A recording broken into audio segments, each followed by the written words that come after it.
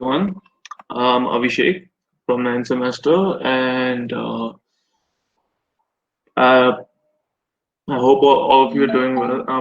I'm just going to give you a quick um, brief about how I went through USMLE Step 1, and I hope this you guys find it useful.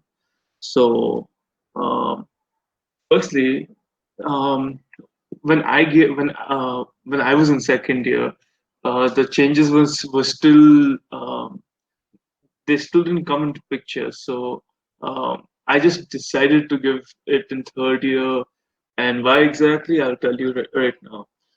So firstly, after studying for unis in second year, um, the whole of second year is fresh in your mind, and I thought, why not make the best of it? And at that time, one of my friends had given Step 1. He stays in Bangalore, and he told me during my break that he he wished that he would give it in third year, except for internship, because many of the concepts and small things that we was fresh in our head in second year, and still would be in our heads in third year. Um, yeah, he said he would much rather give it in third year. So from then was when I thought, why not give it in third year? And also, they say third year has a lot of free time.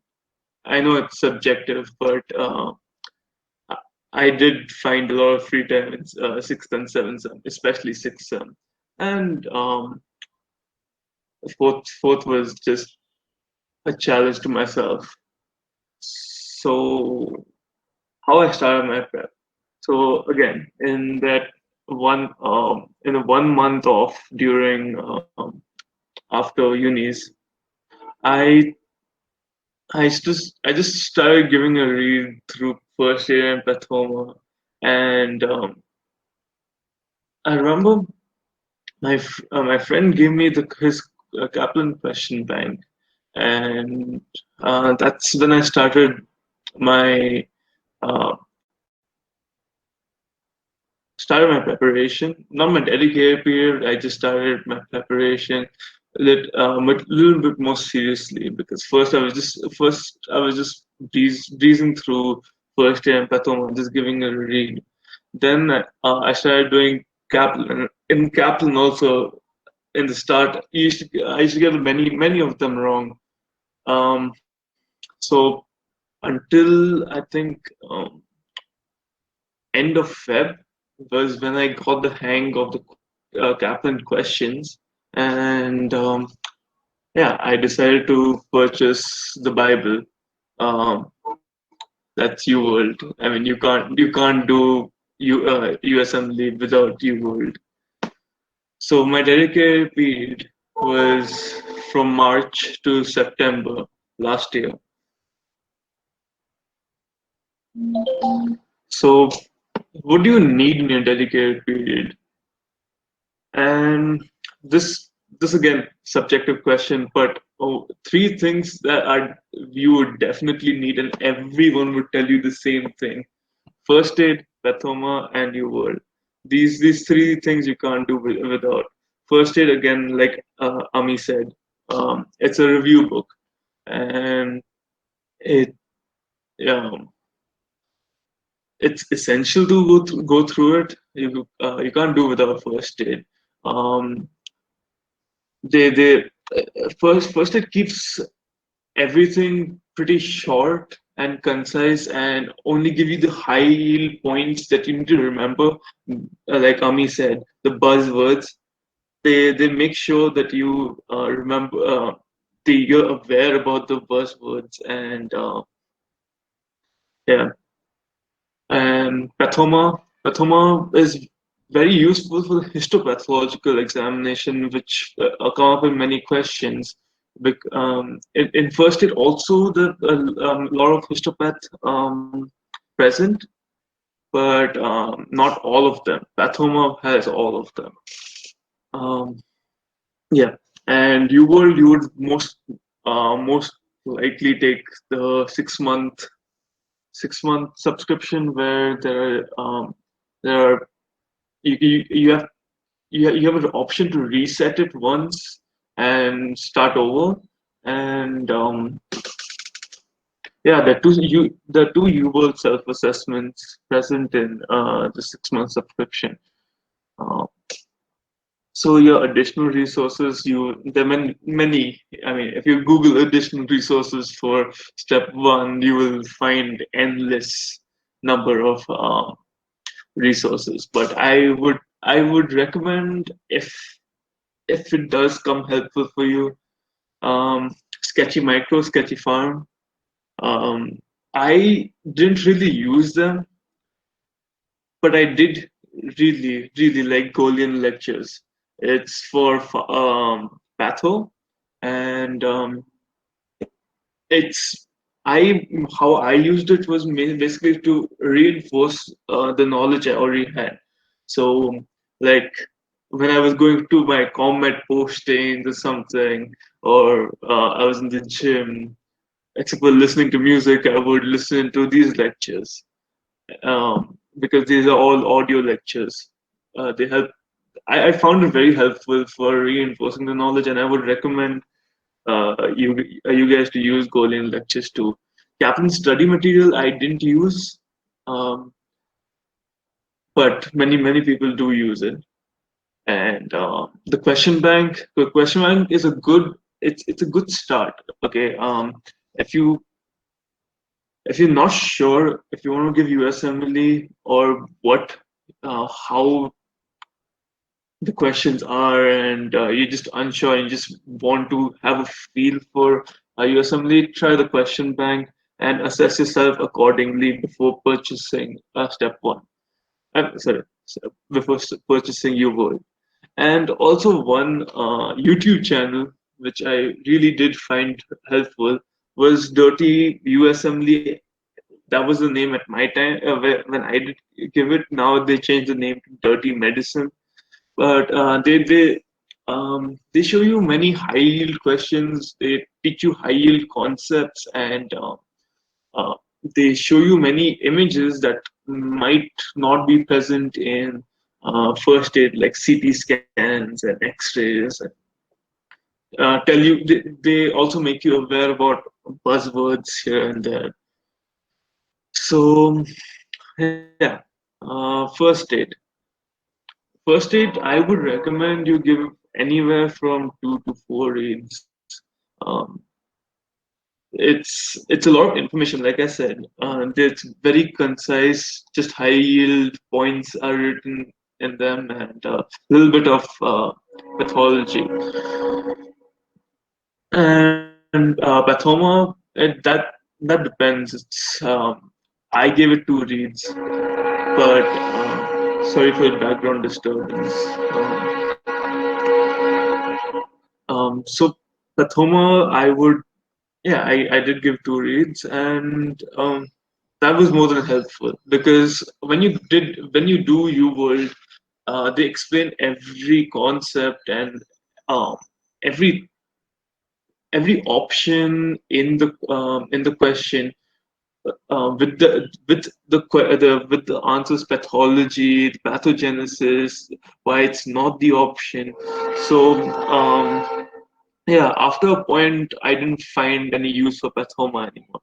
But UWorld, I would say, do it every day, as many as you can. When you wake up, do a block of questions. Then before sleeping, also do a block of questions. In between, you study all the right and wrong answers. And I would suggest you study the right answers also, because they will tell you why the why exactly the other answers are wrong. Because sometimes they'll give you a question, and you go through the answers, you just know the answer is one of the options. You don't know why to eliminate the other options. And I'm telling you one thing, in the actual exam, elimination also plays a big role. So I would I would advise you guys to learn elimination as a technique to give the exam. Um, and the additional resources you can fit as per your comfort, because like I said, they there are endless a number of additional resources. The more ones you find useful, just fit them into your schedule. So how much do I study per day? uh, this is very variable. I would say um, 4 to 6 hours per day, but there were a few days I used to study like an hour, and few days I should study 10 hours, and not go to college that day. I don't advise to do that, but it just happened. So yeah, this is something that's very important, because, like I said, studying that much does tire you out, and you would sometimes sleep and not wake up for class the next day and all that. So um, that's why a timetable in 6M will be very important, because you have to follow it, and it will prove useful to you, because you will end up making to class also and studying too. And so now an important question: how to manage KMC portions, extracurriculars, and USMLE at the same time. Okay, so one thing I'm going to tell you now is you can manage your 6M studies and USMLE at the same time. But as far as extracurriculars go, in your dedicated period, I would advise you not to not to enroll in extracurriculars for any dedicated period. Like in third year, you're part of the student council and all that. And I remember many of the juniors also asked me if they should take up positions in the committees and student council. I advised them against it. Um, because you really do want 100% of your time to just go to step one. Really, trust me. Others, after exam, you would regret that you didn't give it enough time, or you could have done it better if you didn't enroll for all of this. So, except for regretting, just make sure that you don't enroll in these in the first place. So now you have 6 sessionals do um, that do come into picture if you take a similar dedicated period like me, and 6 sem portions, you could take a complete break from USMLE for a month or a month and a half, and yeah, that was more than enough to pass all the exams. Like in 6M, you have the three core subjects plus medicine surgery, right? Um, yeah. So uh, then after sessionals, you give yourself a break. Give yourself a break, and then resume step one on 6 gear. Give you 110% after that, because that after your 6 sessionals, your time would be running short. And depending on when you would enroll in third year, and you would have anywhere from 1 month to 3 months left at this point of time. So yeah, I've, many people have already asked me about how I manage my time in third year and what was my schedule. So I will next slide would be very important for those of you who have the same question and want to know how I used to uh, study basically. So okay, it's not that clear, but so what the basic in this is, please excuse the bad handwriting. Um, I used to give a topic in the start, 3 days. 3 days, like in this, the example was cardio. Um, so I give cardio 3 days to finish cardio completely of UWorld, first aid, and pathoma. So and alongside doing a systemic topic, you would do a general topic also. Like I used to, like in this, for example, there is cardio and then there is just biochem because these subjects are they come uh, they're pretty important um, because these were first year subjects and as much as you think you remember there are many things that you do forget like amino acid cycle and then even glycolysis like the aerobic anaerobic respiration the specifics about that you do tend to forget some small details um, by when you reach third year the enzymes involved in glycolysis uh, all of them. So this was just an example of my schedule. Um, yeah, I know it does say 5 to 8 a.m. I did used to wake up early, but maybe 5 used to become 6 sometimes. 6 used to become 6:30. So and I have to also get ready to call for college and all that in between this.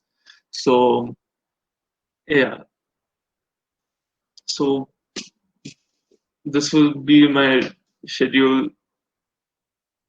Out here, you can see how biochem and cardio are there for 3 days, and then it changes to GIT and micro and immunology because um, I found this method very useful for the first run through of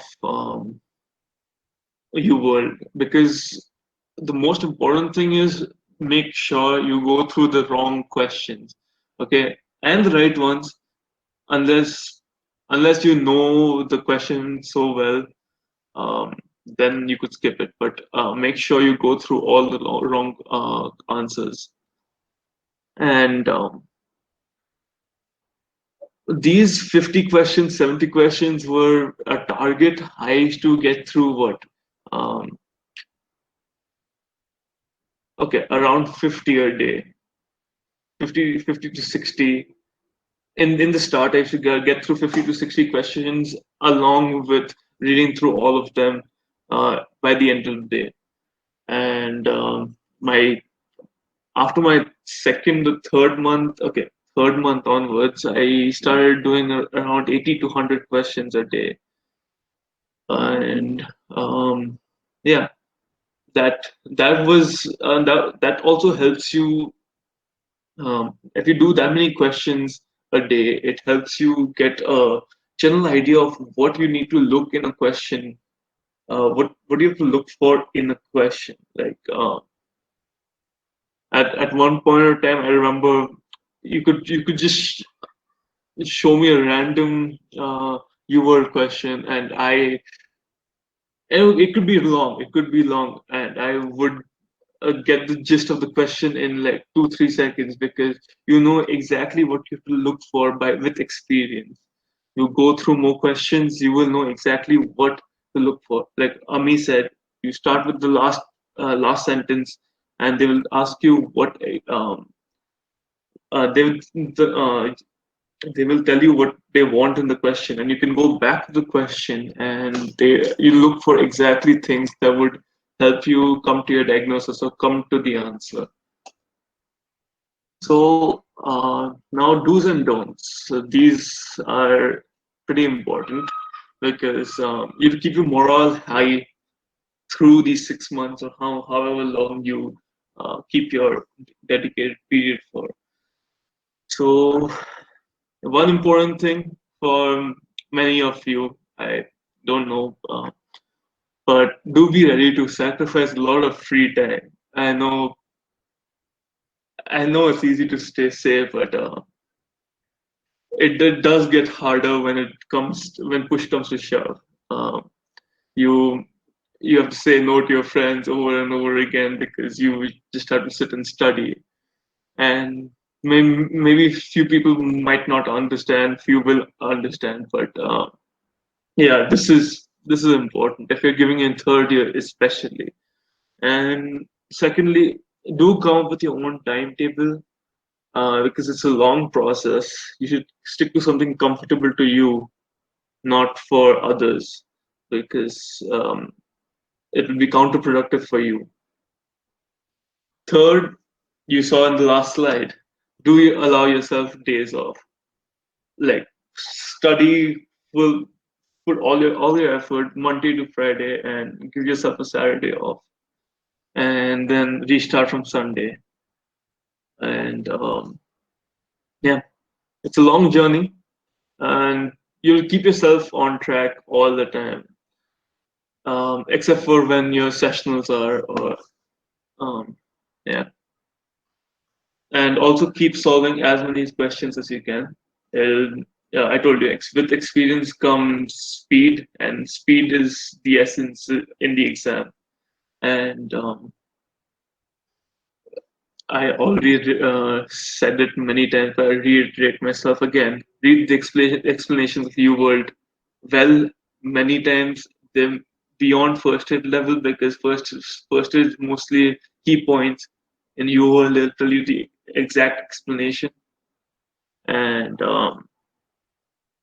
yeah, keep assessing yourself. Ami already specified on which NBMEs are there and which are paid, which are free. So like me, I started with my UWorld self-assessment in the beginning. Um, they those are kind of easier than the NBMEs in my experience. And I gave my UWorld self-assessment the day before I took my break for 6 sem studies. So yeah, you would like to self-assess for yourself first in on the 2 month mark in your preparation, then maybe one after your sessionals and you start resume your preparation. NBMEs I would say save for uh, the last 2 months or 3 months.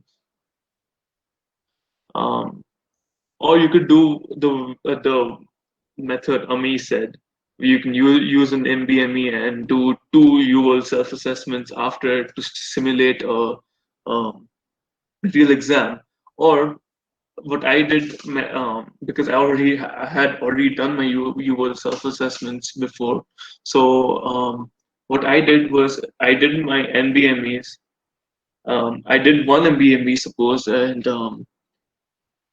after that, I immediately switched to UWorld and did two random blocks, uh, random questions. I had already set it up, and yeah, I solved two random blocks, and yeah, it just simulates the real exam. That's the key in this, because 8 hours staying with your 100% attention on the screen, not really getting time to do anything else does tire you out. And now don'ts. Don't one this I would advise you and tell you over and over again. Don't get disheartened. Okay, it's a, it's the start of everyone's USMLE preparation um, when they start UWorld and the few first month would be your average score would be 40%, 50%, 60% maybe best, like mine was in first month. Then it really disheartened me. I thought I was not ready for USMLE many times because Kaplan I used to get many of them right, and you will started off with 40 to 50%, and meant to 60%, and don't worry, do not worry. It's a common problem. Okay, yeah. I will give you my word. By the time you reach the third month with full preparation, you will reach an 80 to 90%. Do not worry. Okay, and secondly, the first point leads to the second point because you've already subscribed to UWorld and you've paid the lump sum for UWorld. You think you're not preparing well enough and you're gonna overwork yourself and burn out before the exam. So do not do that. Just be sure of yourself and know just stay calm, be patient. It gets better. Okay, and yeah. So the week before the exam, um, before that, always just make sure like a month before the exam or 1 month and a half before the exam, um, you do your you reset UWorld and start again because now you would be at your true potential compared to the um, start of USMLE preparation when you used to get 40-50%. So this would give you a better picture of how well you know your concepts. Now, the week before your exam, you would just go. I honestly, I honestly didn't touch anything the week before the exam. I really took it off because we prepared. I mean, I prepared for 6 months. I didn't think a week would make any difference to 6 months. So I did take. I didn't do much. Maybe I went through my ethics here and there, biostatistics formulas, and heart murmurs. You just have to listen to them and get used to them. Yeah. So that's all I did the week before the exam. The day before exam, one of the biggest differences between USMLE and college exams would be that last minute studying never helps, would not help because you've had 6 months. If you can't do it, if you couldn't prepare that portion for 6 months, I don't think a day before would help. So use your time accordingly. Now, the most important day, the day of the exam. Like I said, no last minute studying is gonna help. Make sure you wake up fresh, have an 8 hour sleep the night before, and maybe the night before you could have gone for dinner with your parents, or you could have just relax, watch a movie, something, and then wake up, have a cup of coffee, and get ready to leave. Make sure to carry your ID, documents, registration forms, a see-through bottle because they create an issue otherwise, and snacks. And I would tell you to carry small snacks to use um, many times over in your breaks because you would get very tired in between the fourth or fifth hour. So if you decide to have a heavy meal, trust me, you will feel sleepy. So like me, I carried yoga bars and they kept me full for throughout the exam, and yeah, you can take a break. You have 1 hour to take a break, 1 hour, and out of the whole 8 hours. And I would advise you to plan out your breaks beforehand before you get into the exam, because otherwise you'll have a fight with yourself saying, "Oh, do I take a break now? Oh, I shouldn't take a break now." Just plan it out beforehand. Plan how long the break's gonna be, and yeah. Uh, After you're done with step one, it takes us like 3 weeks, 3 weeks, maybe max a month from the day of exam to get your results. And yeah, also do not forget to enjoy and celebrate after exam, because it could have gone bad for all you know, but you put the efforts into it. You wrote an exam for 8 hours, and we've never written an exam for 8 hours before. And a brief for my future plans is just a small 2 minute thing, which I'm planning to do after my internship, hopefully soon, touch wood. Um, so when you're in your internship, you can do electives, um, selectives, and sub internships. Sub internships being the most important, and they in sub internships they treat you like a real doctor, despite you being in internship. They will, yeah, you treat like a real doctor, and the letter of recommendations and all that in sub internships carry the most value, as I've heard. So that would, if you can apply for a sub internship, do apply for a sub internship. And um, step to CS, um, it's clinical skills. You get I think 12, 15, uh, 12 patients, 15 minutes to take a history examine, and um, yeah, take history examine, and then you get 10 minutes after that to write a case sheet, and there are 12 patients like that. And CK is another MCQ exam. So um, yeah, those should be your worry when you finish final year.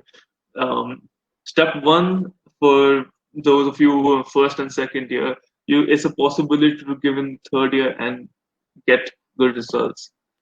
Any questions? Thank you very much. Hey, thank you, Abhishek.